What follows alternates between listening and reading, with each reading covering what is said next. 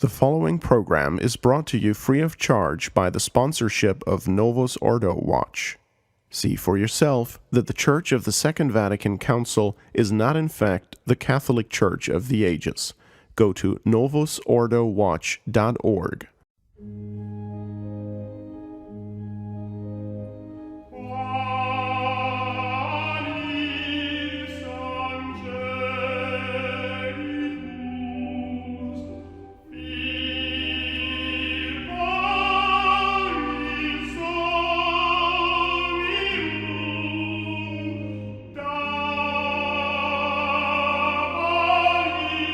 The following is sponsored by our YouTube members in the Immaculate Heart of Mary Guild tier level.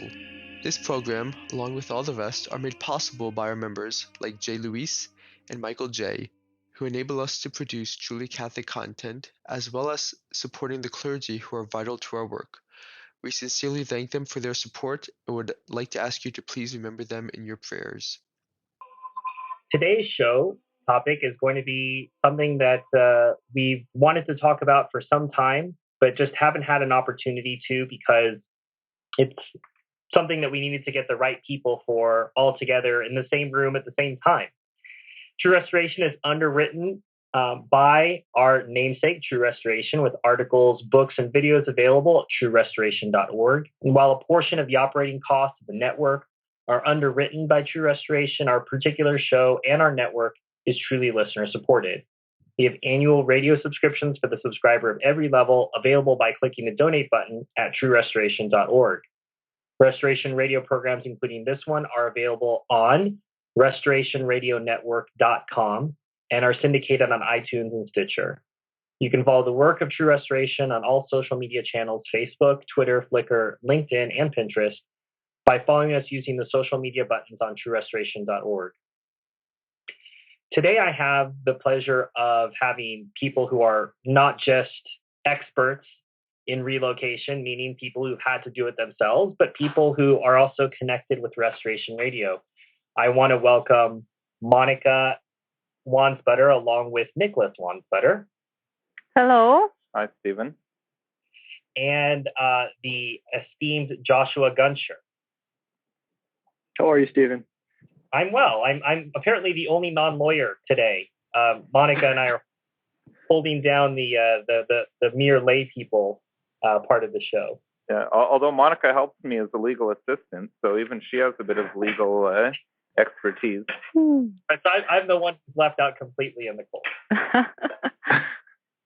So you'll notice, those of you who are listening to our show, that this is one of the very few shows that doesn't feature a cleric.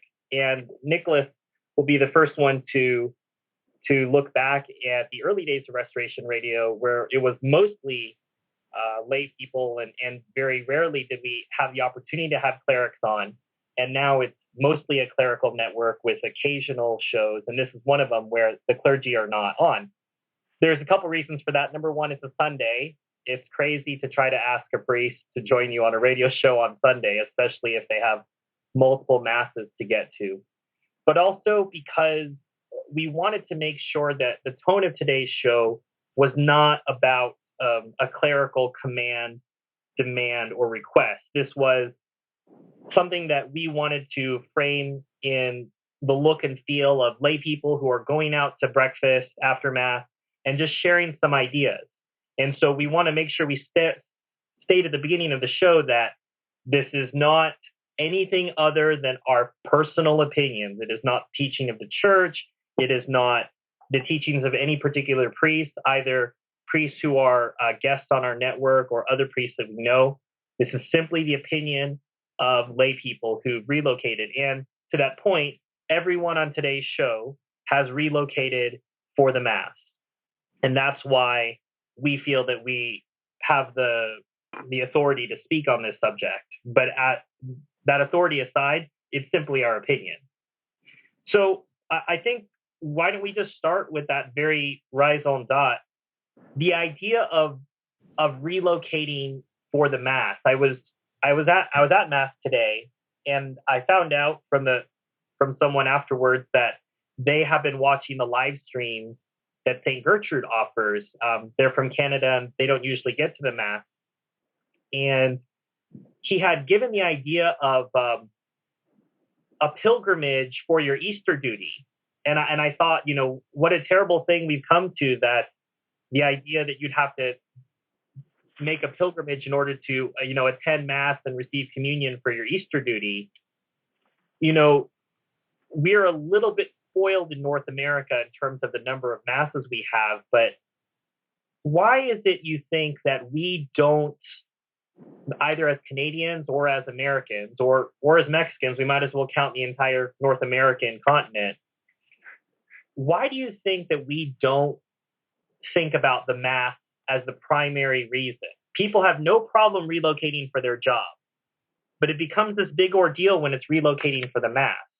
Joshua, why do you think that is?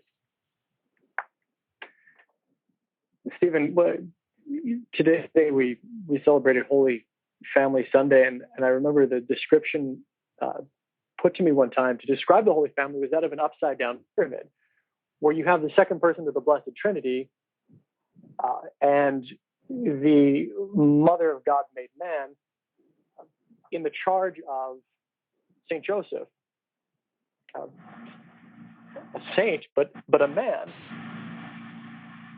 The pyramid's built upside down. Why would it be that way? I think that we tend to look at these big choices, and oftentimes not for good reason, the way the Holy Family was built, but for wrong reasons.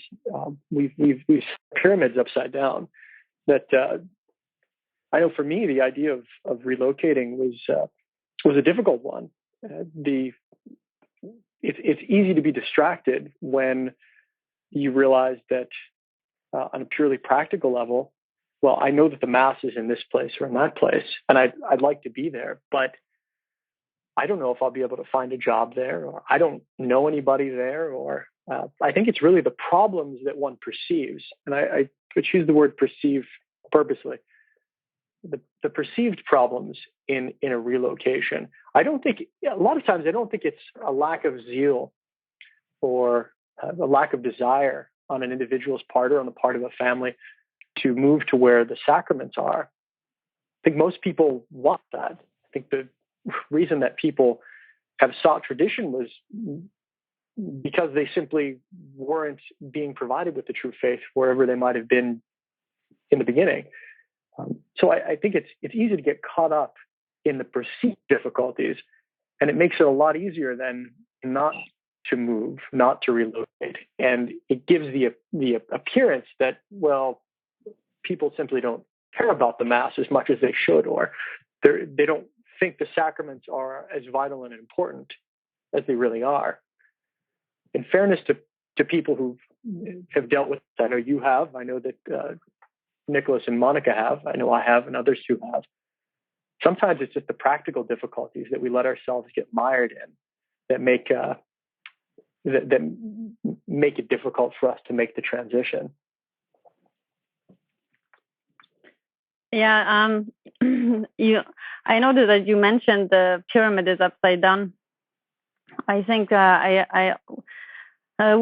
and Nicholas just discussed that this morning even, and we also feel that the pyramid, the priorities, they're just not there, and so our Holy Lord is not thought of like that. He is the aim of our existence.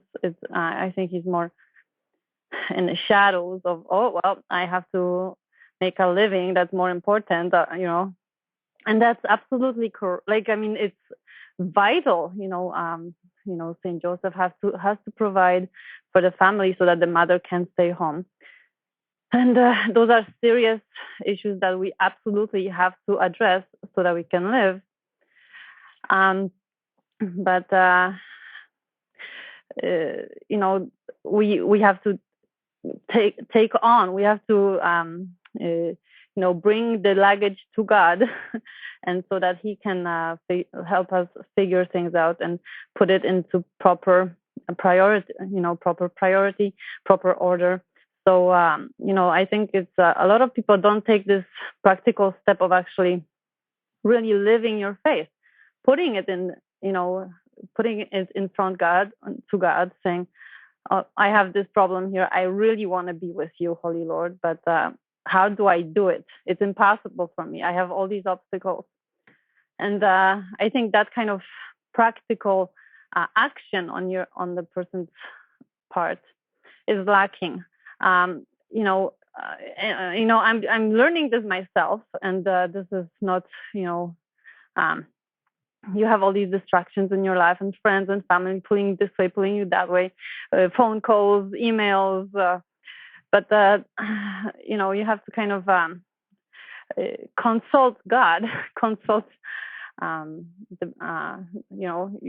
your first person who will take care of you, and who's going to take you to heaven. And we forget to do that, and we're too distracted, and so these things, I think, over time will get solved.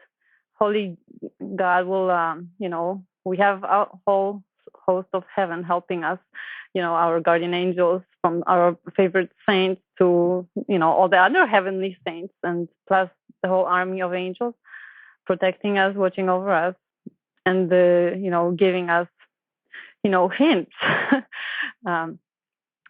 So I think, it just, we have to get, this priority straight. And it's unfortunate that we're so distracted by, friends and family. Families first, your dad and mom need you first.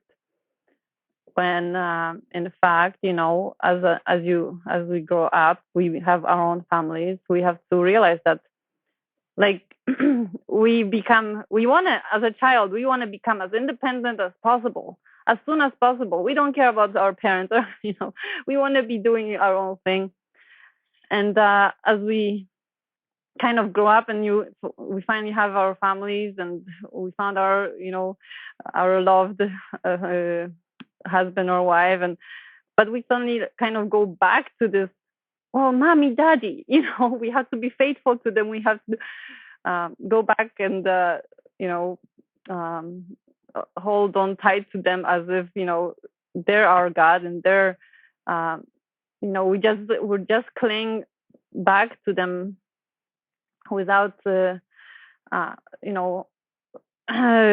wider view of a Catholic person should have, like, okay, I love my parents, but we have to, continue, we're independent now. We have to take the next step to, raise our family. We have more responsibility. Well, yeah. I think what I just maybe add to that is there's it's an issue of priorities, but it's also the common story that we have living in the modern world is that everything is opposed to relocation for the mass.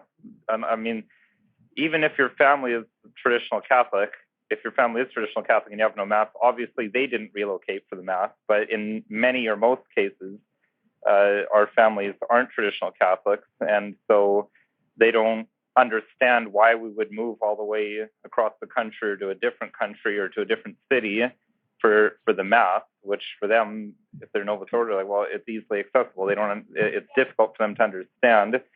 And modern people in general don't have God as that priority, and they just would say it's foolishness for someone to give up a good job, sell their house, and move away from the family.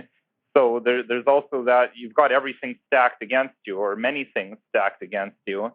But I think at the end of the day, it does come down to that it's easy to forget, and people have to remind themselves that if you seek first the kingdom of heaven, then the rest will be added to you. And maybe it's a bit of a lack of trust in God sometimes. And we have to, we all have to work on having that trust for God that things are going to work out. Obviously you can't just say a novena and, I'm going to get a fantastic job and the move's going to be simple. It's still going to be tough, and you're going to have to take action yourself. but God will assist. Well, and God will assist even when your children are fighting over certain things. Ha ha ha. Yes. I think, Nicholas, you touched on an important point. I wonder if there's something about, and I don't know if this is true for Canadians, but I wonder that it might be true for Americans, that you don't want to tell anybody. People say, "So why are you moving?" "Oh, I want to be closer to the Mass." And then they'll look at you like you're some crazy person. I'm moving for church, like you're moving to some Amish compound, right? Do you think that that's part of it at all? Well, in Canada, it may well be. I suppose we had the easier cover story that we weren't just moving for the Mass, we were moving for a school, and people seem to be quite understanding of that. Oh, yes. Well, everyone always understands if you're moving for school or for a job, that's fine. But I mean, moving for church, that's crazy. Well, no, actually moving for school is also crazy, because you have schools everywhere. Come on. You have a school around the corner. You're paying taxes. And so we had to actually, it was a boost a little bit, but we still have to explain ourselves, thoroughly to our parents and friends, why are we moving? But it's all, it all said, to, you want to, be as close to a Catholic life as possible. And we have to start it from scratch because there's nothing around us that will give us that will protect our, our way of life, that will boost, our children in their faith or, each other. It's so difficult nowadays. Even our friends, everyone is so far away from each other, and once you start a family, it's even hard to keep a phone call, so it's just too many things are against you. So, young people should, be looking to improve their lives with looking to make, a community of some sort with Catholics, real Catholics. And but in a world that is misunderstood and not understood, I guess, because there's Catholic churches everywhere, there's buildings everywhere, there's beautiful, novice order masses that are so full of glamour and comedy and laughter and all these things, and so this is very new kind of thinking. Well, I want to start talking now about our different stories, and we won't have time to get into a lot of detail, but I think as we talk about these stories, we'll be able to talk about each particular thing. In both Joshua and Nicholas's case, there is a question of the bar, being a lawyer. How does that work, in a different province or a different state? And how would that be part of the relocation process? And then also, there's what's different in your cases than for mine is you have to have a discussion with a spouse about it, and then you have family considerations because you have children and you're taking children away from their grandparents. Yeah, full discussion. So I just kind of want to start at the beginning, and Joshua, we'll kick it back to you and ask. You were saying. It isn't on the top of our minds because the pyramid's been inverted. So when did it occur to you that this was something that needed to be done, and what was the very first step you took to try to start making that happen? I think when I first started contemplating a move, it was brought on by the desire to go to law school. And I knew that by being in school, it would lend itself. And I wasn't married at the time, but was engaged. I knew that being in school would allow me not only the latitude to go wherever I was accepted to go to school, but it also made it understandable for people that well, if you get into law school in Washington State and you want to go there, well, okay, well, you'll be in Washington State. As an aside, it never quite takes away the wondering of family. So when are you going to move back? So I think the desire to go to law school really opened the door for a move for the right reasons. And for the right reasons, I mean not law school, but to be near the Mass and Sacraments. I get very used to driving 70 miles easily, which by the standards of some of the people I know now is a drop in the bucket. But for me then, only knowing that trip, it was onerous, and I thought, well, why not move closer? But the ability to dovetail going to school, which most people understand. You tell someone, well, I'm going to college, but I'm moving to Colorado. The first thing out of the person's mouth usually isn't, well, why would you move all that far away? We have a college right here, one county over, and you can live at home. Well, maybe some parents are like that, but it was a lot easier to explain going to law school than it was to explain why the church that was a half a mile away from the house wasn't good enough anymore, or why you simply couldn't just accept the things as they were at that church. It was a good dodge, and it really enabled me to pick carefully where I wanted to land. I actually sort of geeking out with maps. I remember making a map of all of the traditional chapels in the lower 48 states. And apologies to Nicholas, I hadn't contemplated going to law school in Canada, but I made a map of all of the mass locations where there was a regular mass, where there was a daily mass, and where I thought there might be some type of succession plan, even from calling or just doing a little research, to ensure that, God forbid, something bad happened to the priest, I wouldn't find myself in the middle of nowhere in a state I never thought I would be living in for the purpose of being near mass. Now the priest has sadly passed away, and now I'm stuck with nothing except a school no one's ever heard of in a place I don't really care to be in for any natural reason. And so knowing that there was some type of succession plan, that was important to me. I knew that I'd be getting married in that place in all likelihood. And I also wanted to make sure that for the sake of my wife's spiritual life, for the sake of any children's spiritual lives, that there was going to be a chapel. So I made a map of all the traditional chapel locations that fit those criteria. And then I made a map of where all the law schools were, and more or less put one up against the next, held it up to the light and said, how far do I want to drive to go to mass? Or how far do I want to drive to go to school? And how far do I want to drive to mass? And I realized that there were only a very few places that kind of clustered near each other, where there was a law school within, say, 25 miles of a traditional chapel that met my criteria. It made the distilling down of the list of schools rather easy.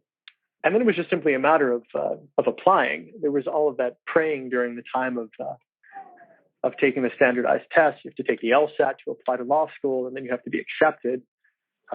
But in the end, I was left with a very short list of places which I knew would, in all likelihood, meet my needs, both for law school purposes and much more importantly for the sacramental life that I knew I would be able to avail myself of without the 70-mile trip or 80-mile trip to get there on an only occasional basis. The story is, it's funny, Nicholas, I'm listening to Joshua and I'm thinking that would have been your story if you and Monica hadn't come to tradition ahead of time, right? So you were already married and you're in your dream house and you're looking at a relocation. So it's let's say several years after Joshua's situation potentially. Yeah, it was. Although our situation was different, because although I did have dream job, and we had our dream house. And yes, we shortly finished renovating it when the school bulletin appeared in our church, and when I was looking at it, it was just, are they crazy? I'm not moving now. I just finished renovating my house. Yeah, I just gave Monica her dream kitchen. Mm-hmm. But we also had every Sunday Mass, although little did we know that wouldn't be something we'd be prepared to go to for the rest of our lives. Because at that time we lived in Winnipeg, which had Society of St. Pius X Mass, which now that we've come to the realization that Mr. B, also known as Francis, and his predecessors since Vatican II are not true popes. We, if we hadn't moved when we did, I suppose we'd have to be making the decision now. But, at the time, we did have the Mass. So we actually weren't really moving for the Mass. We already had the Mass. But we moved for school because the Society of St. Pius X opened a school in the Kitchener, Ontario area, which is on the other side of the country from Canada. And we ultimately decided to make the move because we thought that having the opportunity to send our children to a traditional Catholic school with daily Mass, being able to interact with other traditional Catholic students, having traditional Catholic friends, having a situation where there's much more of a community than there was in Winnipeg. Winnipeg was kind of the classic traditional Catholic chapel where the chapel's in a very bad end of town, so no one lives near the chapel, and everyone's spread to the four winds. No one lives near each other. And there weren't a lot of families with children in that chapel. So even though we had the Mass, we decided. Well, no, there were many children there, which was one of those things that we had to decide. I mean, but we just were too far from each other. We would love to be living near at least one of the families, but people tried. We looked at it. We looked at our option. We talked to other people. A new family that just, they got married a year after us. They moved closer to us, but yet still it wasn't a walking distance. It still was at least a bicycle ride.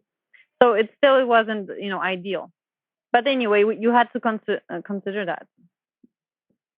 Right. And so in the end, I actually went on an Ignatian retreat, which is something I recommend to anyone when you're about to make a very big decision, such as quitting your dream job, selling your dream house, and moving from your home to a much more liberal and socialistic part of the country. But warmer. But warmer. Well, that's not a plus for me. But, so I did an Ignatian retreat, and then I did just a 2-column chart with spiritual and material pros and cons for each option. I guess it was a 4-column chart, actually, because I had pros and cons for staying in Winnipeg, pros and cons for moving out here to Southern Ontario. And ultimately, the moving to Southern Ontario column had many more spiritual pros than remaining in Winnipeg did. And although the material was, well, I guess the material looked better at the time because I was a prosecutor in Winnipeg, and I thought I'd be able to get a job as a prosecutor in Ontario. And I did a little scouting mission and talked to the head Crown Attorney out here, and in fact had a memorandum of agreement with them that I'd have a job, and they pay twice as much in Ontario as they do in Manitoba. So financially, it actually looked like things were going to go much better. Little did I know that the stock market in the United States was on the verge of collapsing, and collapsed just as we were moving. And then the Canadian we sold our house. Yeah, we sold our house just as the economy completely imploded in the late summer of 2008. So by the time we arrived here, I had no job. I was completely unemployed. Unemployed, no house, and with all our furniture already moved to a new state or a new province. Yeah. So, but let's say, seek ye first the kingdom of heaven, and the rest will follow. And I was able to. Fortunately, my profession is not the easiest to relocate because I did have to jump through some hoops to get accredited to practice law in Ontario. But it is a profession where it's easy to strike out on your own and become a sole proprietor if, like, something like what happened to me happens and the job that you thought you had evaporates due to economic catastrophe. But again, you, Nicholas, you already had a plan B, right? I mean, right. Well, yeah, I had. That's right. I had thought of that possibility because it wasn't like they were offering me, here's a permanent position, sign on the dotted line. I knew that it wasn't 100%, but I did have a plan B, and I think having a plan B is an important necessary. Aspect to everything. Yeah, and to doing a big life change like relocating. For those of you who are just joining us, you are listening to the True Restoration flagship show on the Restoration Radio Network. That voice you just heard was that of Nicholas Wansbutter. He and his lovely wife, Monica, as well as Joshua Gunsher, are with us today talking about relocation. We want to remind you that True Restoration is a production of the Restoration Radio Network. All rights are reserved, and any duplication without explicit written permission is forbidden. If you would like to duplicate our content, simply send an email to mail, MAIL, @truerestoration.org. We are going to open up the phone lines and take questions on Twitter. I'm going to, well, the Twitter handle, as you know, is @truerestoration. We're going to hashtag trad location. I thought about that for a little bit today, and I decided trad location is going to be our hashtag. So if you have a question that you want to pose to any of the panelists tonight, simply hashtag @trad location. Or if you'd like to talk to them, our telephone number is 949-272-9417. Again, that's 949-272-9417. I suppose my story shares a little bit of both of your stories, and I didn't know it would, or I didn't think about it in this way, but I relocated for the Mass twice. The first time was to go to St. Mary's College. I left a full scholarship at Thomas More College in New Hampshire, which is a very good liberal arts college, but classic conservative Novus Ordo. And it was a time period, 3 years since I had come to tradition, and I was still in that strange place of I would go to the Novus Ordo when I was at college, and when I would come home, I would go to the traditional Mass, and I was still in this weird in-between place. There were not any stark black and white lines for me. It was still very gray, and I'm sure that there are listeners right now who are in that position. If you still feel an obligation to go to the Novus Ordo, so you go to the Novus Ordo, but you get to the traditional Mass whenever you can. So I moved to St. Mary's because it had a college, a liberal arts college that had the traditional Mass. It was part of the daily schedule. So no classes started until Mass and breakfast were done. So it was expected as part of what you did. And I was leaving a full scholarship to pay regular tuition to go to St. Mary's.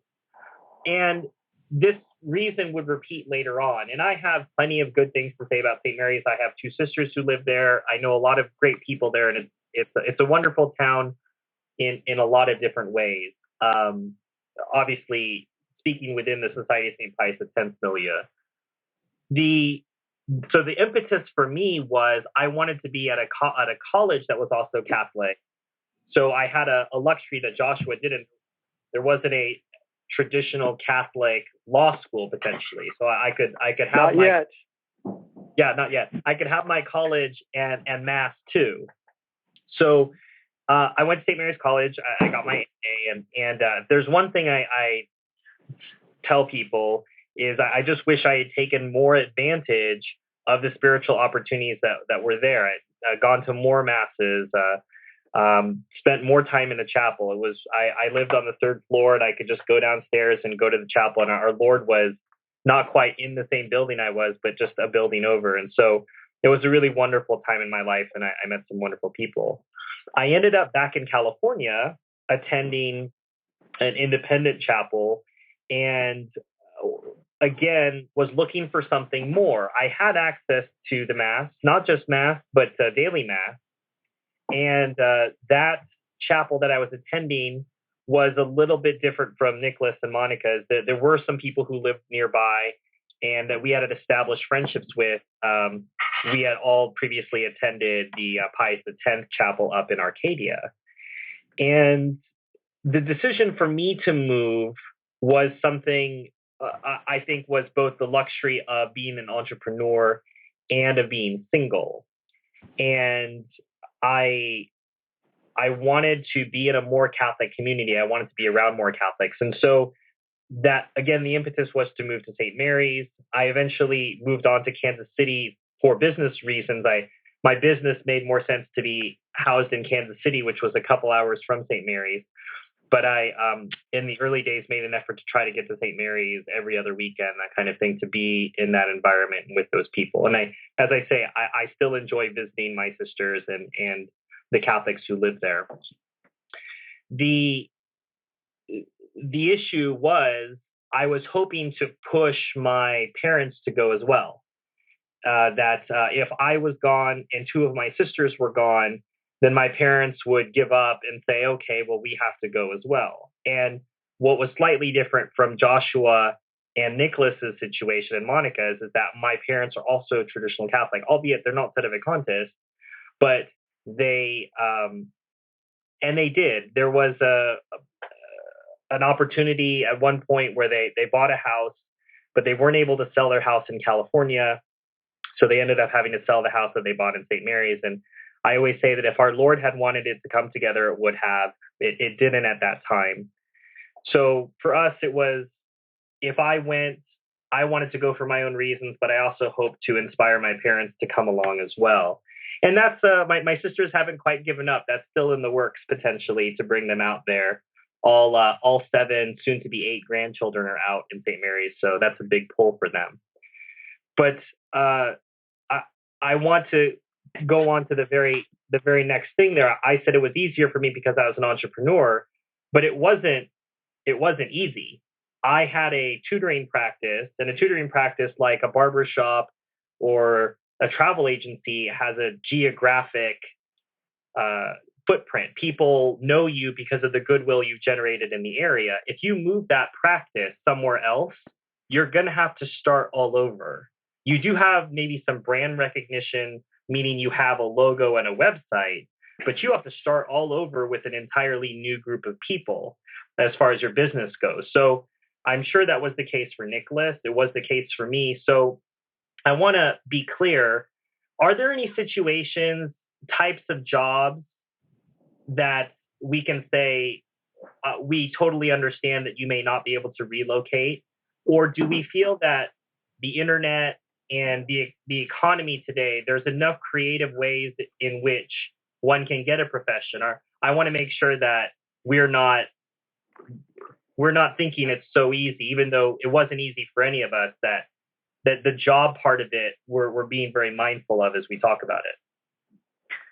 Can I jump in quick? I just want to kind of point out that, everybody has to be discerning and, be docile to our Holy Marys and God's inspirations, so not everybody should be, jumping the gun and, move, right? This is very, everyone has their particular way of moving and doing things. So I just want to emphasize that, to people who are like pondering on about moving. Go ahead. Well, if Joshua doesn't mind, I'm going to go first. Frankly, unless you have an extremely specialized job, I don't think that that's a valid excuse to say that I can't move because I can't get a job somewhere else. I mean, I think mobility is so high in modern society that if there's a will, there's a way. I mean, unless you're like extremely specialized, and I can't even think of something, but maybe if you were some sort of aerospace technician or engineer, you may be more limited on places you could work. Although even the aerospace industry, I mean, it's in Winnipeg of all, it's not just in Florida and Texas. And Cincinnati. Right. So well, you worked on the super collider under a mountain in Switzerland, maybe.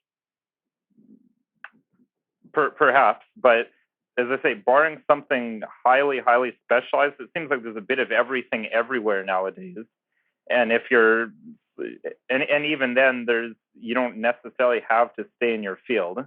I mean, especially, I don't know about the United States, but in Canada, I think more people with law degrees work in a field other than law than those that have remained in the practice of law.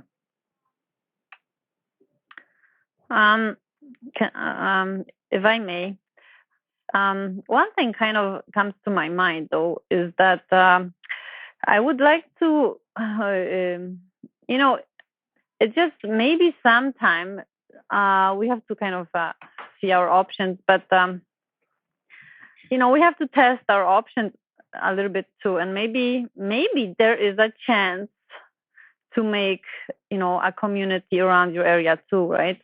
I mean, you kind of have to, I'm jumping on to different subjects, but I just want to, make sure you exercise all your options and you study them before you do these things. Because, I mean, really, you have to put your mind to it and your prayer. And, moving is highly risky, especially to new areas. And especially when you have children, there's no doubt. It's very risky, and you will have no bread and butter on your table if you make a mistake. And that is very important to consider and reconsider and consider. But go ahead. Yeah, well, the preparation is important, and I think that's something worth mentioning in our move. I didn't just quit my job and sell my house and move. I made sure that we had enough equity in the house and calculated, okay, worst case scenario, we can last an entire year without me having any income, or we can last, I forget it, I think it was even longer than that, because we had enough equity in the house that I knew when we sold it, we'd have that much money, we'd get the cheapest apartment we could find, we'd sell our second vehicle, so we'd have only one vehicle, we'd move on the cheap, etc., to, give ourselves a landing cushion. And thank goodness we did, because, we came here and, no job, 2 little babies. Mommy's not going to be working because she has to take care of these babies. There's just, we absolutely needed the money that we, gathered from selling the house, etc. But so it's important to this. But good Catholics convert people too. I mean, it's not easy to say this, or to, it's easy to say this, but depends how, the pressures of everyone around you. But if you have good kind of, type of people around you and who are just simply a little bit more ignorant, but not, hostile to the faith, maybe you can, start converting people, and a few families here and there, and maybe a priest will come to your mass, and that's usually how things start. But anyway, if you have no choice and you see that this is the only way, and it's actually it would be the best thing to do, then you go ahead and you relocate. Stephen, I think that the need for that reflection before you undergo any type of big change in your life. And I remember reading in a book, there are times when a general confession is called for, and they give you situations if you're converting to the faith from a false sect, or you're going to be getting married, or any of these big moments. Well, I think the same type of, not necessarily a general confession that's for a priest to decide if you need it, but if you are going to be making this big change, seek the divine assistance. Now, saying that, if you live in a place where the Mass and the Sacraments are completely absent, and just by way of a little more backstory, the chapel I had been traveling 70 or 80 miles to go to, I started getting kind of weird responses is this a State of Vacantis chapel? Oh, no. Well, why are you here? Being told, well, if you can't make it here, you go to the Novus Ordo, but don't participate. Just pray the Rosary. And I found these responses very upsetting to me. And I thought, well, even if I decided that I could do 80 miles every week or multiple times during the week, if there were holy day masses or there were masses of devotion, I don't know that I could go to this place anymore. So despite the fact that there was a chapel, it made it very difficult to go to it. The circumstances made it difficult. I think Nicholas is right. Unless you have an extremely specialized job, and he was having trouble thinking of one. He suggested the super collider. Yeah, I think that's true. Sometimes you're just. I've met people who have worked on super colliders, and these are people who probably wouldn't be very good at anything else. I realize there are times where you think, well, this equipment is just too big to lug. This factory is just too big to relocate. This endeavor is just too difficult to restart somewhere else. Like you say, Stephen, I mean, the goodwill that you have in a particular location, you decide you're going to move 1,000 miles away for regardless of the reason, you may find yourself with no business after a short time. So I certainly don't harbor any type of any grudge against people who make the decision not to leave a situation which doesn't afford them regular access to the Mass and the Sacraments. There are reasons which people decide, but my own view is that if you're committed to saving your soul, there is no more extremely specialized job than that. It's unique to every individual, and we're all responsible for it. And it's the most important one we possibly could have. So I say, again, I don't begrudge people for not moving, but for the people who are on the fence and think, oh, I want to, or had conversations about it, or I'm not quite sure how to do it, either dig up your super collider and ship it, or realize that you're just going to have to do some particle physics in the garage while you have your day job. I've thought about it a lot, and I realized that if, God forbid, the Mass and the Sacrament should disappear from this area, and it would require quite a considerable catastrophe, I think, I would have to do one of two things. I would have to say, now I have to jump through all the hoops, similar to the hoops through which Nicholas jumped when he moved to a new province and was looking to be admitted to the bar in that province. I either do that, or I say the Mass is so important, and the other sacraments are so important for me to have access to. I'm not going to let myself be hampered by a profession, despite the investment I've made in it, when I know that I need to have the sacraments. That I'd rather be a really great plumber who never expected to be a plumber, or a really great waiter in a restaurant, or a really great anything else, anything that didn't require the type of training that I already had. I'd rather do that and have the sacraments if being able to transfer careers from one location just simply wasn't possible. I mean, to jump through, it becomes easier for a lawyer in most jurisdictions after a period of 5 or 7 years usually. You can more or less just be admitted with limited rigmarole, admitted to a different jurisdiction, and then you simply can start practicing law in a different jurisdiction from scratch. But then again, you've lost your goodwill. You perhaps have left friends whom you'll miss. But again, to put the pyramid firmly on its base and have it where it needs to be, the Mass and the sacraments are there. And I have no expectation that anyone's going to chisel Esquire after my name on my tombstone. I'm committed to my profession as a profession. This is my job, and I'm responsible to do it well.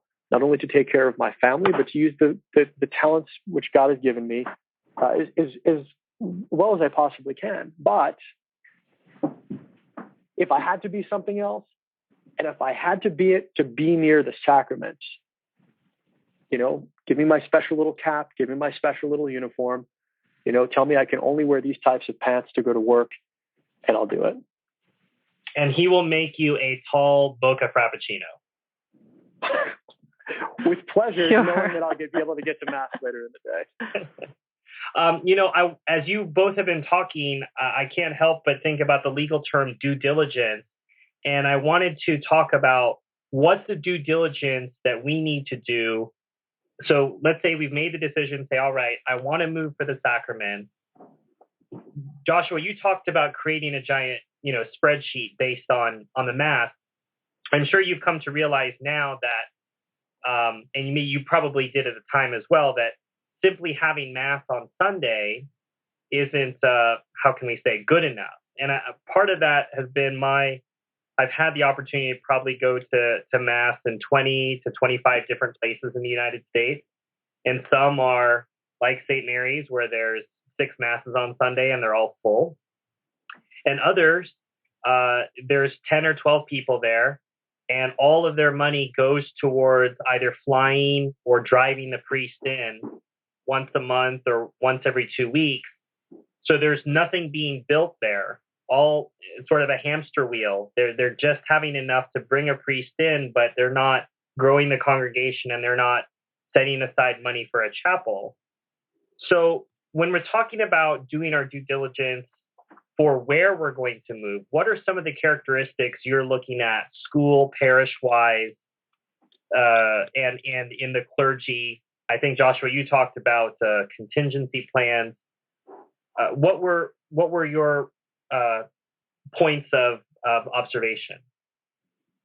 I think the contingency plan, well, first of all, most importantly, get in touch with the chapel. Make sure it's still there. I remember going through directories and trying to contact people, and phone numbers were disconnected. I remember my wife and I, she wasn't my wife at the time, but we went to try to go to Mass. I think it was at a hotel in the greater Boston area. And we showed up to where we thought the address was. And I thought, well, maybe they've renumbered the street or something. And I went into a convenience store and I said, do you know where the hotel, whatever it was, might be located? And the woman said, oh, no, they tore it down. They tore it down. And I thought, well, of course, I'm in the middle of nowhere, and they tore down the only place where there was Mass in this area. So research that the place actually exists, and make sure that it's the type of chapel which one wouldn't end up with scruples of conscience attending. If you have come to the state of a conscious opinion, make sure you ask. People with peanut allergies, when they go into a restaurant, they don't want to put their lives on the line, their bodily health at risk, by not saying, is there any peanut in this? In the same way, don't put your spiritual life on the line, especially if you're planning to move to a place and then you find out that, this is a chapel with there's a fourth person of Blessed Trinity or something, God forbid, something like that. Do your research on the chapel itself. Learn about the clergy. Learn about as much as you can about where is this cleric? Where's this cleric been? You've never heard of this priest before. Maybe ask some contact other clerics. See what they have to. Do you know this priest? Is this a solid chapel? And once you're convinced that the chapel itself isn't riddled with any type of doctrinal error, then make sure, especially if you're planning to move with maybe a new wife or with a family in tow, where it's going to be more difficult for you to transition out of the area than it was for you to transition into the area. It was a lot easier for me to move towards the Mass without even being married than it would be for me to go someplace else with a family, just for purely practical consideration. So make sure that that if the priest is ordained in 1938 by Pope Pius XII,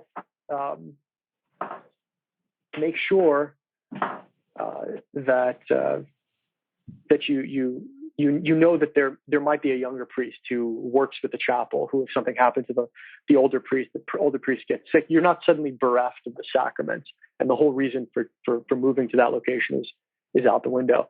Also, in terms of your own practical employment prospects, there's a lot of information out there about what types of industries are located in any given area. I'm a big proponent of the trades. And I think the trades, despite the bad rap that they might get by people out in the world, they're somehow manual labor is somehow beneath our dignity. I couldn't disagree with that more. And for young men who are contemplating the trades, I encourage you look at the trades, because not only will you find that you'll perhaps some months make more than the doctors and the lawyers, but you can pretty much go anywhere as long as, I guess, you know the plumbing code or whatever the rules are for plumbing. You should be able to go anywhere and be able to ply your trade there and renovate houses. We need good renovating people.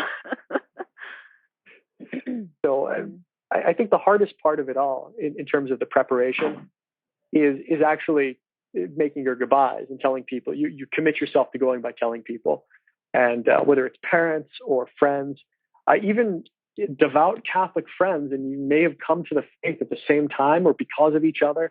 I mean, on the one hand, it's difficult to go, but I can think of no better way to show up in a new place where you don't know anyone than showing up with a friend. It might be the type of thing that, young men who may not be contemplating college, or who've gone to college, or have done some, or whatever the plans are. Even young women who are unmarried but would feel more comfortable being around other like-minded traditional Catholic women of a similar age and ilk. You may not be willing to do it by yourself. You might be a little bit scared. There might be hesitation. I say, if you can, take a friend. Sounds good to me. But if not, just go by yourself. You have to inspect and figure out these places. You have to know your faith first of all. And I mean, where there is a will, there is a way. I mean, that's, I had, there's no way I could learn anything of the faith by myself, because there's just so many and ton of books about, the false faith, with all sorts of falsehood. And I stopped reading because I don't know which book I should read. And, if I didn't meet Nicholas, who was really, really, he had a good formation at his high school, and then university. He had his history degree, and he studied medieval ages and things like that. So it brought him up to speed in what's happening, and, how he should be looking at authors, and, but anyway, it's, where there is a will, there's a way. And if you want to find God, you keep on knocking on the door, and it will be open to you for sure. Although I should note that my quote, good formation, unquote, is from very liberal Jesuits. But although the what they were teaching was all garbage, they did teach me to use my mind and use my brain. So that would be the important aspect there. But otherwise, I think Joshua... Well, you were more read than anyone I have ever met. So. Anyway, I think Joshua, has pretty much covered off anything I could think of in terms of a due diligence from the spiritual aspect when you're looking into a chapel to move to. The only points I'd add is when you say when you're looking into whether it's easier to get in or get out, that is something to keep in mind, because we know a number of friends who moved to a place in rural Saskatchewan thinking, hey, there's only a population of 100 people here. Half of them are traditional Catholics. They have the Mass. This might be a good place to go. But a place like that is impossible to get out of, because you can't sell a house there because no one lives there. No one wants to move there. There's no return from there. And if you find that it's not as great as you thought it would be in rural Saskatchewan, that could be a a problem. And in terms of checking out the background of priests and all that, I think we have it a little bit easy, because I'd say,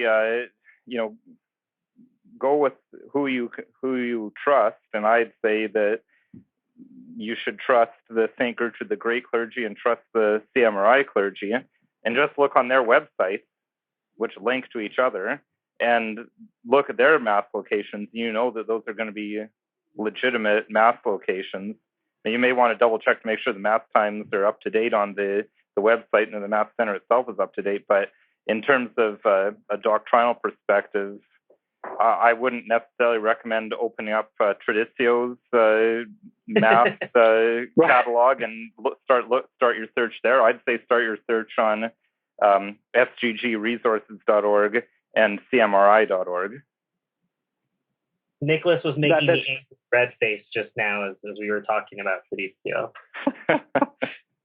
The reason I mentioned that Josh was brought up before, that was also brought up by one of our listeners as an email before the show, was the idea of a traditional Catholic job board, some sort of resource. Now I think that's a great idea. I think that's something that if someone else doesn't step up and do at some point, I think we will do something like that. But that's a great idea.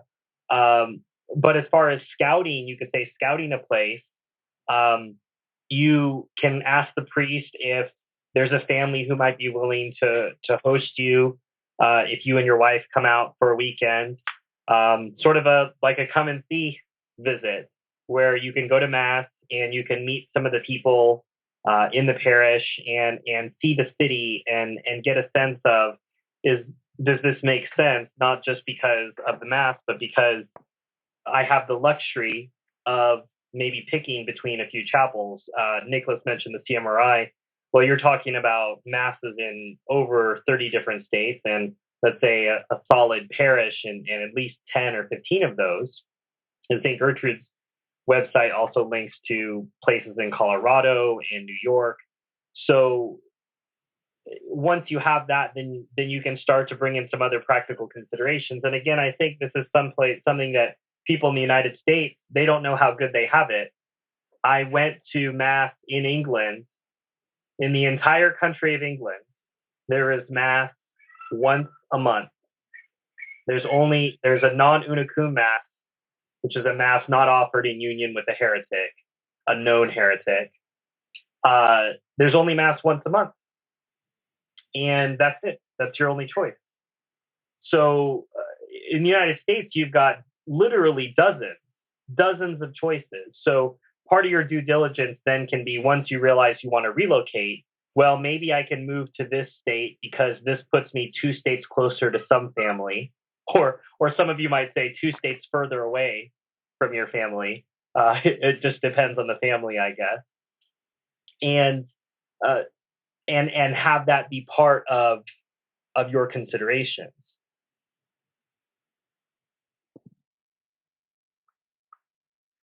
I guess that's another point that we need to touch on, Joshua and Nicholas, is what happens when your family, and not a few of our listeners are in this boat, aren't traditional Catholic, or maybe aren't sedevacantists. How do you deal with the situation? How have you dealt with it? And how can our listeners deal with it based on your experience? Oh, well, I mean, it's difficult for sure, because they'll be hurt. They won't understand. They'll think that depending on the family, they might even accuse you of doing this on purpose to hurt them, not because of your own spiritual good. I think you just have to be as full, frank, and fair with them as you can, and just tell them, look, this is what's key to me. This is what's really important to me, or this is what's really important to us. And you've just got to stick to your guns. That's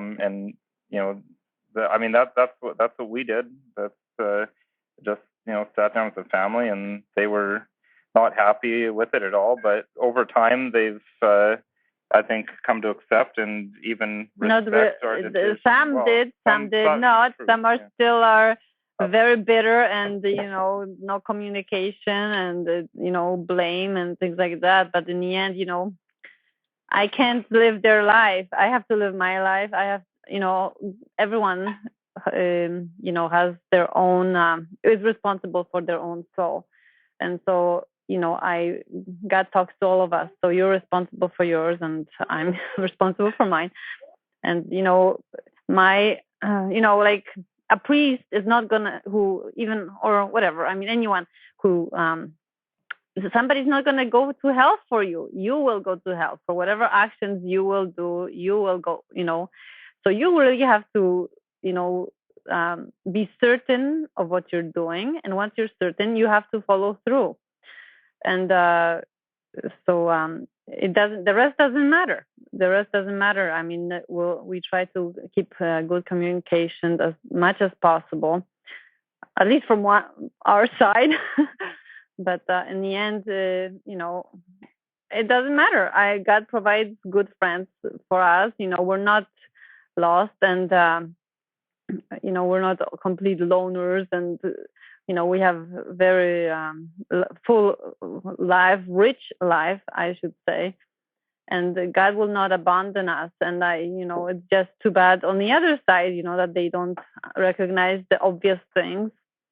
And but that's just too bad. I mean, you just have to leave it be, because there's nothing more. That's not your responsibility, and it's the other side that has to take steps to change things and to improve things. And that's just just leave it. It's not your responsibility. You have your own.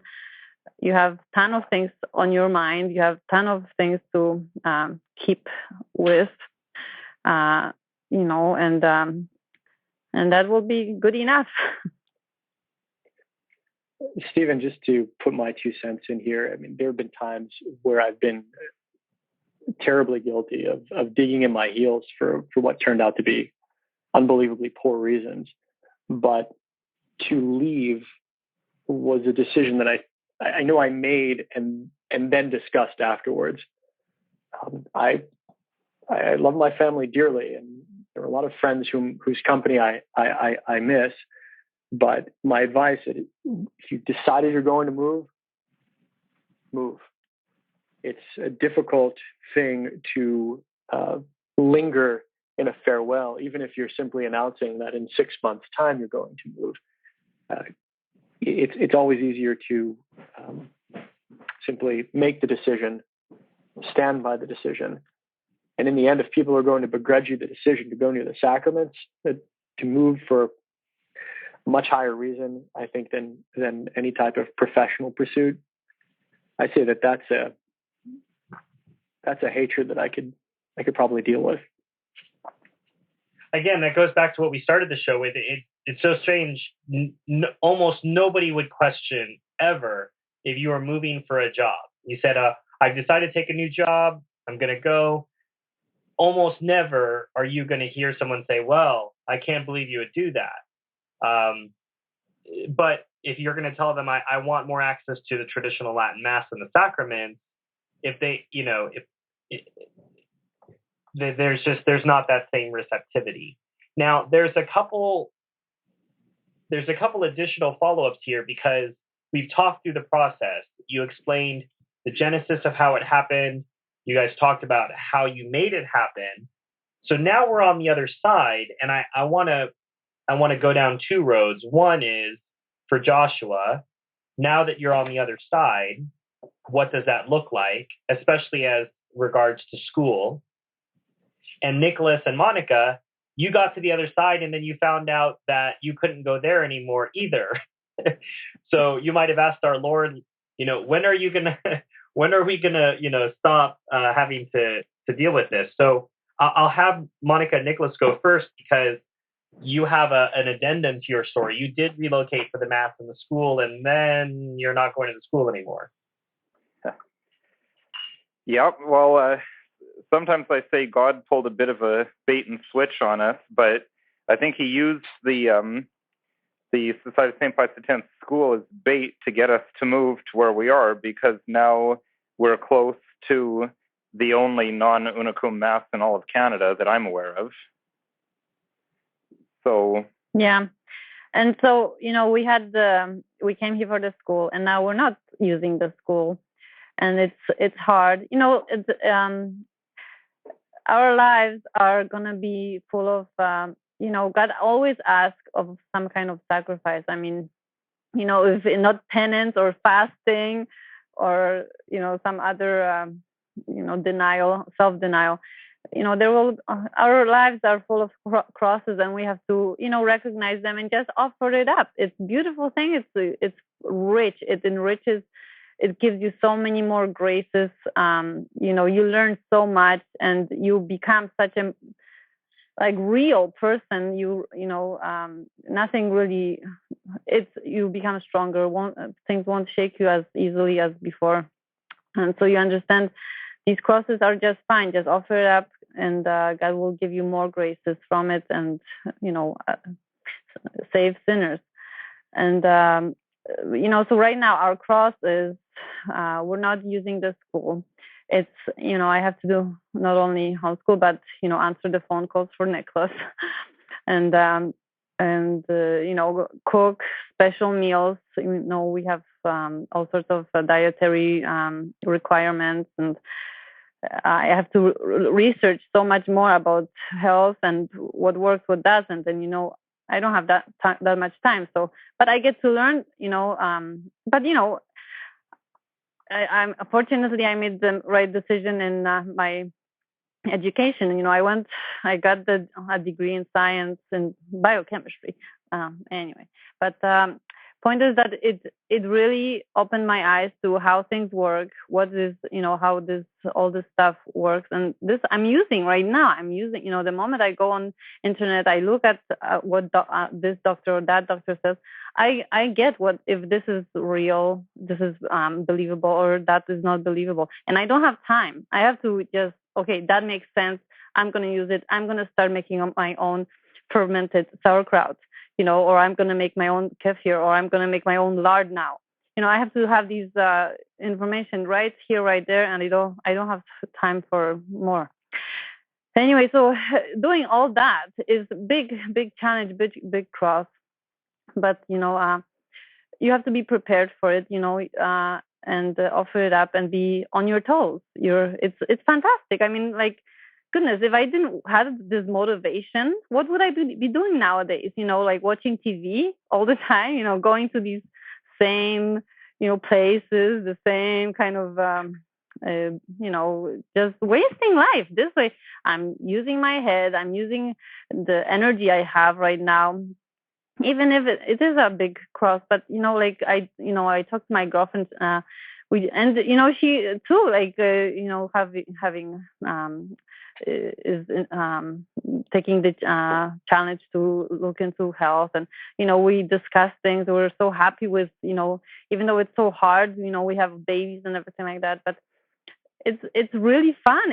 It's challenging, and God made us for a challenge. He built us up to be tested, right? So I mean, I don't want to be tested, but when push comes to shove, you're in a battle, and it's you see the beauty of it, and you see how God works. You get to learn about Him and learn about heavenly things. How they're assisting you on left and right. If your ear suddenly burns, you realize, oh, your guardian angel pulling you and saying, no, don't do that. Or so you realize these things, how they work, and it's all because you're not sitting down on your bottom and watching TV, and so you offer it up and you keep on going. But for those of you who are just joining us, you are listening to the True Restoration on the Restoration Radio Network, episode number 32 on relocation. That was Monica Wansutter giving us her point of view. And I think we've got a little bit of time still left in the show. So if you would like to get in a question, if this is a topic that's been on your mind, or you'd like to speak to any of the hosts and ask them for any of the guests today and ask them questions, we're probably looking at the last 10 or 15 minutes of the show. So Twitter, again, trad location is the hashtag. And for calling into our studio, that's 949-272-9417. Again, that's 949-272-9417. Nicholas, I'm sorry, you were going to say something. Yeah, well, just to go a bit more about the follow-up of where we are and how the situation's changed. I mean, I think our life is proof of the truth of that passage I've quoted a couple of times about seeking first the kingdom of heaven and the rest following. I mean, despite having the perfect full-time civil servant, full benefits, full pension job, and having to hang up my own shingle, on the whole, it's gone well enough that we have a home and I'm able to support the family. And so God's provided in that way. And so, yes, we're not using the school, and now my wife has to homeschool. But, well, as I say, I think God used the school to lure us over here. So we still have the sacraments. We're not as close as we'd like to be, so we can't make use of the daily sacraments. And we sometimes are unable to get there on Sunday, even if the weather's especially bad, like the ice storm we had a couple weeks ago, and then the blizzard we had last weekend. But I would share Joshua's view that if the chapel near us closed up shop, then I would look into moving again, because that's the thing that keeps us here. And it's just providential that where we moved to happened to be perfectly situated for us to make the next step, as it were, in our conversion, and come to the realization of what the current claimants to the papal see really are.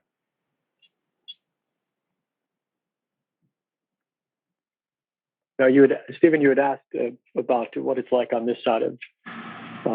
Now that I'm on this side of things, I'm not sure if you mean in terms of law school or in terms of a church school. In terms of, I'll give you an answer to both. In terms of a church school, we have children, but they're not even close to being school age yet. And we have enough trouble trying to get them to eat with utensils. So we'll cross the bridge. But it's important. It's important to know that it's here. I think that even if there hadn't been a school here, I don't think that would have been it wasn't the sine qua non of the whole thing. This didn't make it or break a move to a traditional chapel. I think that it's good to know that it's there, but I also know that there are people who may live 100 miles away and who are perfectly happy to come for, say, Friday night devotions, and who come for the Mass of obligation on Sundays and at other times during the course of the week, perhaps. I don't think that having a school or not is should hold anybody up from moving. I know some people are very hesitant to homeschool. Some people look forward to it from the beginning, regardless of whether there's a school. So in terms of a church school, if you can find one, and they're out there, but there are few of them, then it's certainly an added benefit to being in a place, the sacraments being first. If you can't find a school, or maybe just your children are grown up and they've moved out, and or you're a single person, sometimes a school can be a great place as an aside. It's been a regularly cited means by which I know people moved out to the Cincinnati area to go teach in the school at St. Gertrude's. It became the means. Instead of going to school and moving out to an area, they found a job at a school as the means of getting them near the church and having a daily mass, perchance. In terms of on the professional side, being on my other end of the schooling, it's difficult to know exactly what could happen anywhere. But there are enough priests around here, and in the greater Cincinnati area. That, there are. I'm counting in my head because thank God there are priests to have to count. At any given time, there may be 4, sometimes 5 clerics over at St. Gertrude's. I know there are other chapels locally, and fortunately, nothing has taken me away professionally. Nothing's forced me to relocate professionally. And as I said before, I simply, if it meant that I had to hang up my shingle and then take it down and go make Stephen a Jamba Juice or whatever it was he was talking about, that's what I'd have to do. Jamba Juice in Cincinnati.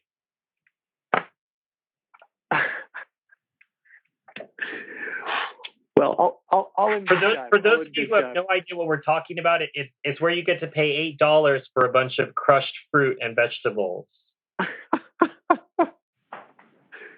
That's funny.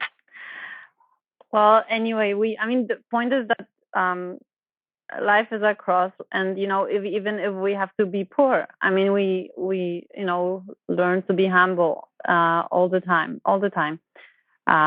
No matter who you are, it's, there's always crosses. We have to just recognize them and just take them on. And even if we're poor, even if we have to sell everything else, God is number one. And and goodness, we're talking about there's Fukushima. There's so many tragedies in the world. Anything can happen, and we can lose everything in an instant.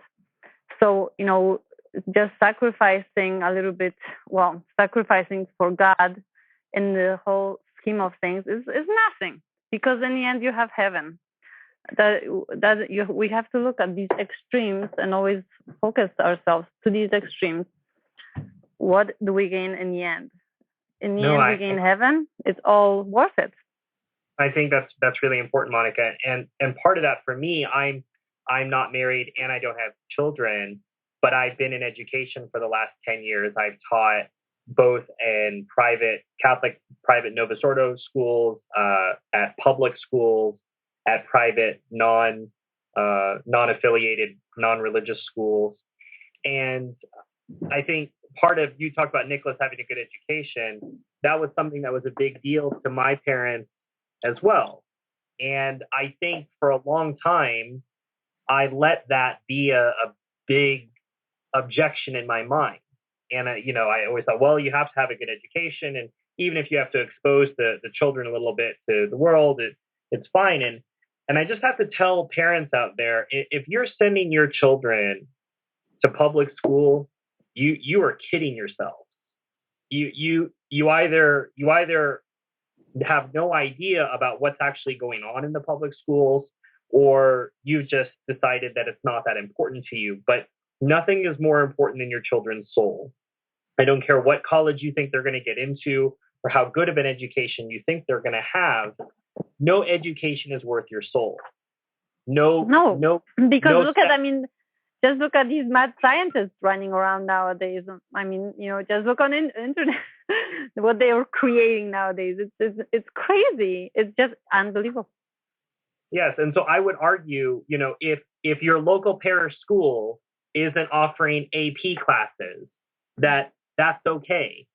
I went to a high school that didn't offer AP classes, and I was enterprising enough to study on my own, and I took the AP test and got a 4 on my own. If your child is talented enough, there are ways and means. But if you're telling yourself that not only do you have to send your child to the local Novus Ordo school and pay the $10,000, $13,000, or $18,000 a year necessary to send your child to that school. But don't worry, they don't have the real mass there. They don't have real priests. They don't have real sacraments. And there's a lot of drugs there. I just go back to the original. Go back to the original. If you want the best drugs in town, go to the Catholic school. I think that we have to go back to the original point that we started. The Novus Ordo Catholic School. Yeah, Novus Ordo Catholic School. If you look at how you're making your decision, this becomes clear.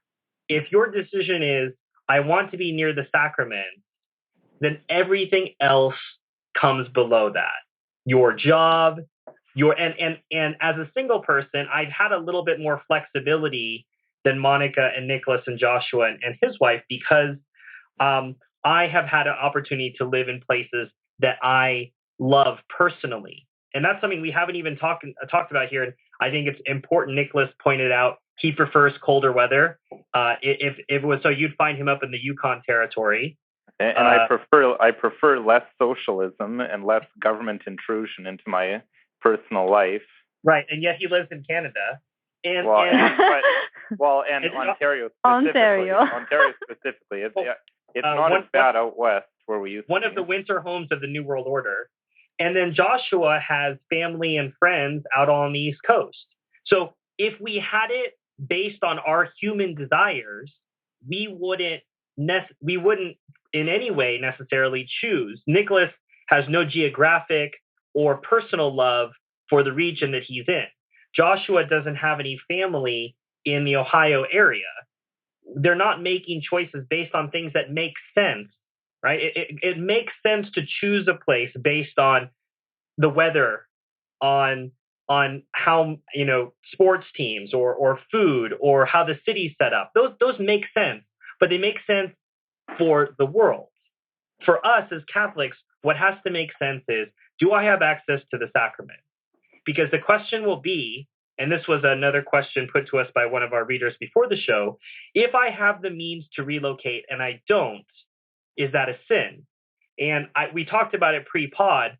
I don't think it's a sin, obviously. I think if you look as far as how moral theology would treat this, I don't think you could classify it as a sin. But I think the question will have to be, when you're at your particular judgment and you're facing our Lord and he says, well, why didn't you could have gone to more masses, you could have made more holy hours, you could have spent more time in front of the Blessed Sacrament, but you chose not to. I think it's more a question of missed opportunity than it is a question of sin.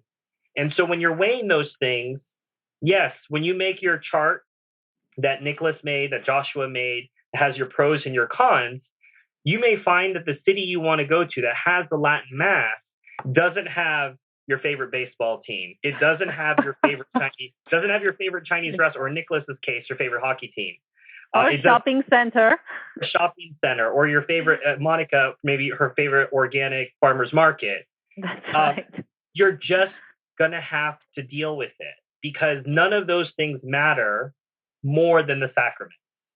None of those things matter more than the sacraments. And part of that, what Nicholas, Joshua, and Monica have been talking around tonight is if you have enough people doing that, then you have a community. You don't just have a mass. You don't just have a place where people go on Sunday, have coffee and donuts, and then drive 100 miles home. You have a place where people can linger afterwards. Maybe go over to Nicholas and Monica's house or go to Joshua's house, have brunch, sit around, talk, and have your children play safely with other traditional Catholic children.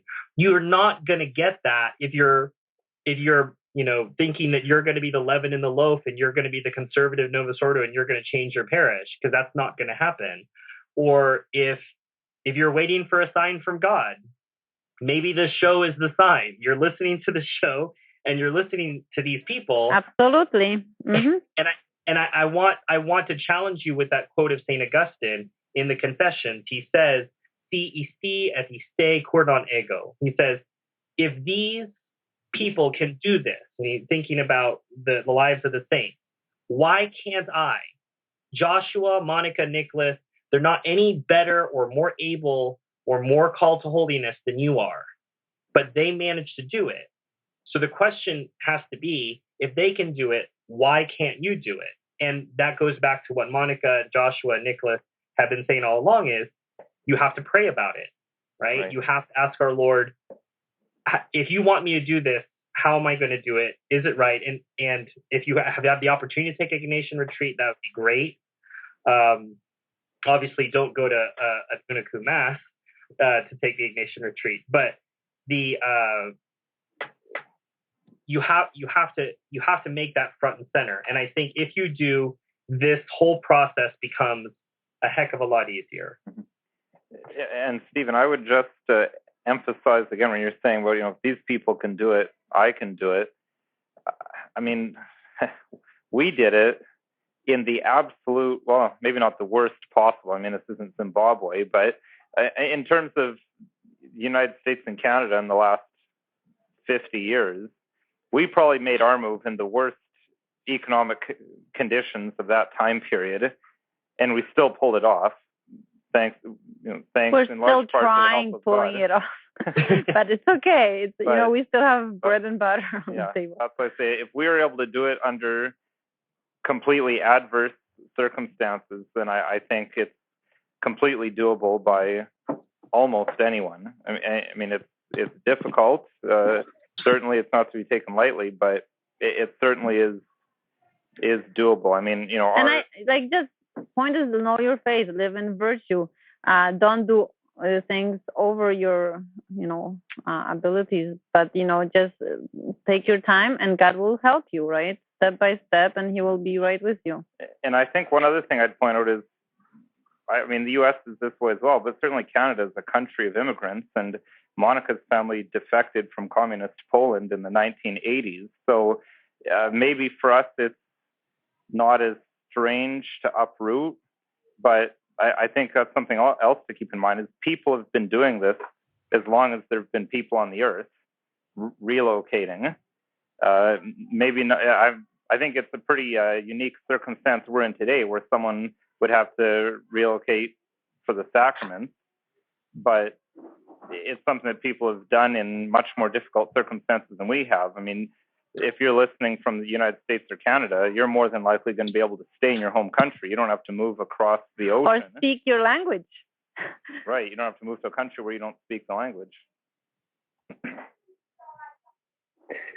But Stephen, if I might jump in here, I'm thinking about the Holy Family going to Egypt and responding to the threat to our blessed Lord's life. And not only going, but living there. And eventually they were able to go back. But it must have been, I wonder just how strange it must have felt to be around people who were quite different ethnically, religiously. I wonder if they were able to palate the food. I'm sure our Blessed Lady would have eaten anything in front of her, but you understand what I mean. It was such a different environment. Frankly, if you asked me 5-6 years ago, if I ever thought I'd find myself living anywhere in Ohio, I give you the same odds as though you'd ask me if I ever thought that I would live anywhere in Southern Ontario. It was improbable that I would end up here. And I think the fact that I'm here now is not only a testament to the help God gives to people who are looking to make those changes for good reason, but the finger of providence in anyone's life. Just the very fact that one might be thinking about it in the first place. You fan that flame, do the research, see where your options may allow you to go, and don't be afraid. This is one thing I've noticed. People are very sheepish. I found myself, in fact, I think it was the first time I ever met Stephen, standing out in the cold out in front of the church. He joined me and my wife with a cameraman and some other friends for supper that night. And don't be afraid to talk to trad strangers. Sometimes people are a lot more confused than you think you are yourself. I can't tell you how many times I've walked into a chapel and thought, oh my goodness, what in the world is going on here? Especially early on in my motion towards traditionalism. It can be daunting, but most people don't come, and I only hope that there are more and more of them. But most people, I would think, don't come from families who have always been traditional Catholics. And so you may find yourself speaking with someone who's newer than you are. And if you've been assisting at a non-unico mass for 3 weeks, you may just bump into the guy who's there for the first time ever. So rely on people who are there. Call a parish office. Contact a priest. Tell them your situation. Say, do you know anybody who, I'm an engineer. Do you know any engineers nearby? I remember spending a week visiting with a lawyer who lived not too far away from the church before I moved out to Ohio, just to give me not only someone to meet and to know, but a place to stay. And I think a lot of people are very accommodating, more so than one might expect. You'll find that especially in large metropolitan areas, the percentage that traditional Catholics make up, and perhaps this is fairly and sadly universal, we're a very small group. Despite how full the pews might be, don't be afraid to ask. There's always going to be someone who's more than happy to have you sleep in a guest's bedroom, crash on a couch. You can pitch a tent in my front yard. However it happened, get there, explore, and I'd encourage you to pray before you do, and be thankful for what you have. Well, I mean, the first time I met Joshua was pretty. I mean, it's never a good idea to miss out on Mrs. Gunsher's cooking, especially if it involves quinoa. Personally, but I think it's a delicious grain. It's very good. So I think part of that, and it was interesting, Joshua, that you mentioned the Holy Family, because going back to the point I asked Nicholas and Monica about how things change sometimes when you get there. According to the revelations of Anna Catherine Emmerich, when the Holy Family was in Egypt, St. Joseph was doing carpentry work, but since he was a foreigner, people either slow paid him or just stiffed him on the work that he did. And Our Lady had to take in sewing, and she'd make this very beautiful lace, and it became really popular. And that was part of how the Holy Family survived during that time period, was something unexpected. St. Joseph was discriminated against because he was Jewish, and people felt they could take advantage of him. So the situation changes. And of course, that's private revelation, so it's not necessarily true. But it's private revelation that has some theological issues with it, but that's a can of worms we probably shouldn't open right now. I suppose the point that I was trying to illustrate was, as it was with Nicholas and Monica, sometimes when you get there, the situation isn't what you think it's going to be. It doesn't mean that you can't deal with it. So they moved for a school. It turned out that they couldn't get to a school, so they had to deal with the situation, and that's something that you can do. I think we've talked about all of the subjects that we'd like to talk about tonight. So I'm going to leave each of our panelists an opportunity to share some final thoughts with those of you. Mostly this show has been tonight for those of you who are thinking about doing this. This has been on your mind. You're listening to the show tonight because you're thinking, maybe I'm supposed to do this. Maybe I'm supposed to relocate. I've certainly thought about it. I certainly wish I could get to the Mass more often than I do. Or wouldn't it be great to have the Mass every single day? If that's part of what is in your heart or on your mind, Joshua, Nicholas, Monica, what would be one last thought you would leave these people with? Joshua, you go first. I just would encourage people not to move for professional reasons without considering the potential spiritual consequences. I was thinking earlier about the show, and I realized that there are those people who will do just that. And this has been mentioned throughout the show this evening.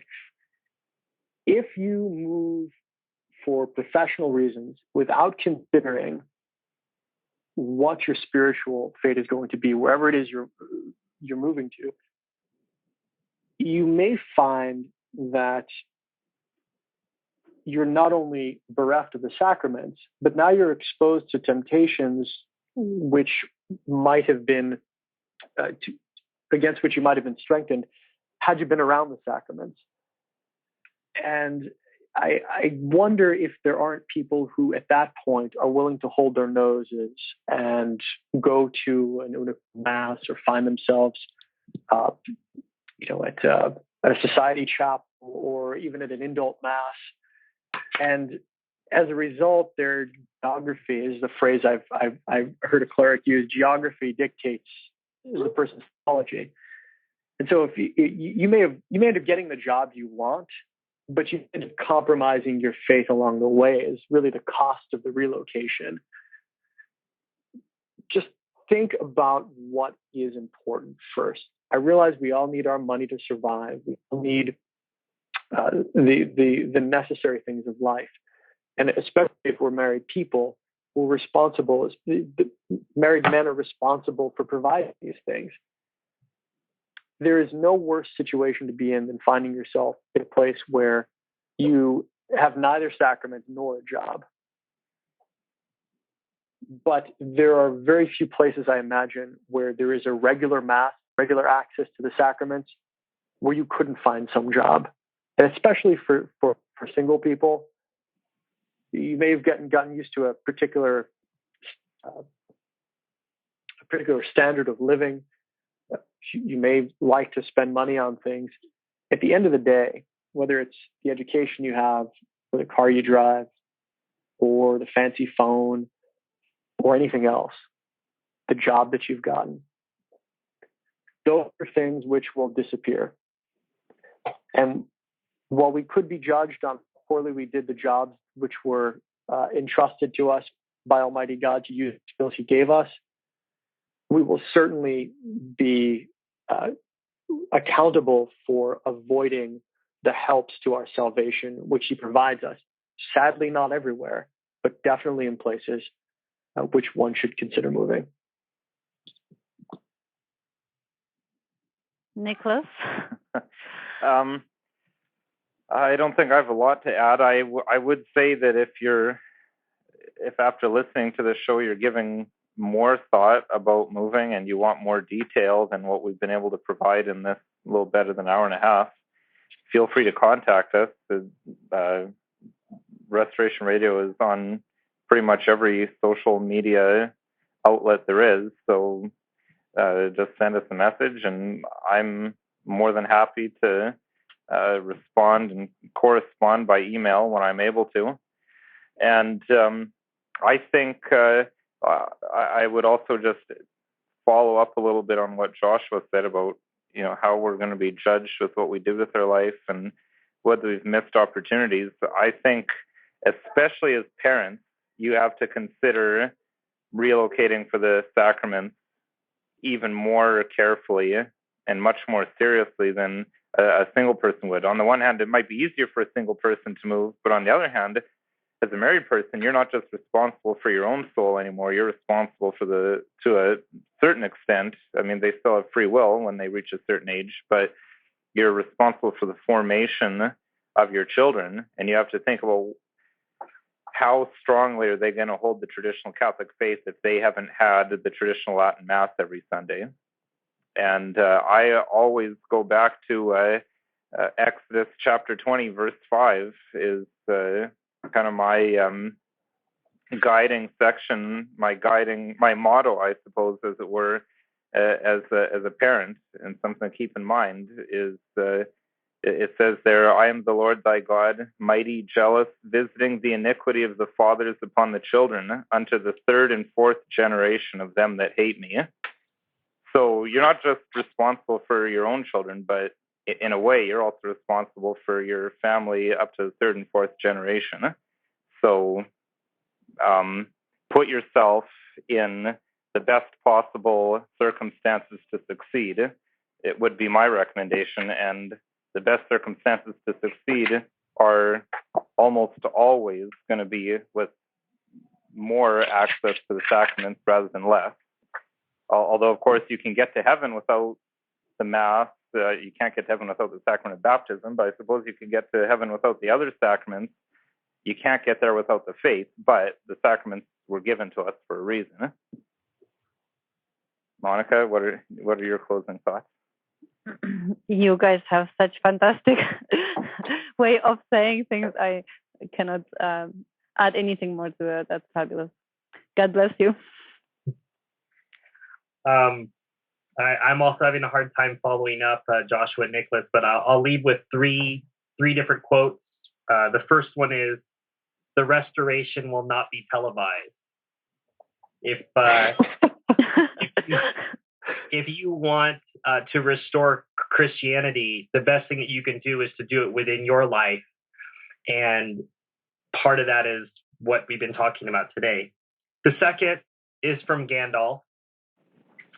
All that we have to decide is what to do with the time that is left to us. And the third, I've already cited from St. Augustine, Quiristi eriste cur non ego. If she and he, or the translation, if they can do it, why not I? And everyone tonight has done it. We've relocated for the Mass. And I'm sure you can tell if we haven't explicitly said it tonight that all of us are happier and more spiritually fulfilled for having done so. And we hope for that same for you. Joshua, Nicholas, Monica, thanks for giving generously of your time. I know you have children, and we heard some of them today. And thanks for taking some time away from them to share your stories with people who are considering this. And I appreciate you, and I hope everyone else does as well. If you have questions for any of our panelists, you can send an email to flagship@truerestoration.org, and they'll be able to respond to you on a more personal basis. Thank you, Stephen. Thank you, Stephen. God bless you. Thank you. We at the Restoration Radio Network would ask that if you found this show to be informative, helpful, or in any way beneficial to you and to your faith, that you please consider making whatever donation is possible to our apostolate, no matter how small it may be. To those of you who have donated, a heartfelt thank you for your kindness and generosity. If you have any questions or comments, or would like to reproduce our work on your channel in some format, we'd love to hear from you. Feel free to leave us a message on our Twitter handle @TrueRestoration, or via email at mail@truerestoration.org. For the Restoration, I am Stephen Heiner. May God bless.